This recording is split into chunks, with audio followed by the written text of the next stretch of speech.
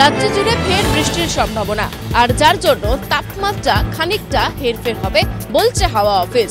শুক্রবার এবং শনিবার দুদিনই কিন্তু রাজ্যের দক্ষিণবঙ্গ এবং উত্তরবঙ্গ দুটো জায়গাতেই বৃষ্টির সম্ভাবনা রয়েছে। এর ফলে তাপমাত্রার কিন্তু পরিবর্তন লক্ষ্য করা যাবে। ভোরের দিকে এবং রাতের দিকে যে কনকনে শীতের আমেজ ছিল তা কিন্তু আগামী সপ্তাহ পর্যন্ত গিয়ে বদলাবে এবং নতুন করে সেই কনকনে ঠান্ডা আমেজ পেতে কিন্তু এখনো অপেক্ষাই করতে হবে দক্ষিণবঙ্গবাসীকে। মূলত এক্ষেত্রে উত্তরবঙ্গ কিন্তু খানিকটা তাপমাত্রার হেরফের রয়েছে এবং চলতি সপ্তাহে এইরকমই তাপমাত্রার বদল দেখতে পাওয়া যাবে এবং এই বৃষ্টির যতদিন পূর্বাভাস থাকবে ততদিন কিন্তু আপাতত এইরকমই তাপমাত্রার খানিকটা ঊর্ধ্বমুখী হতে দেখা যাবে।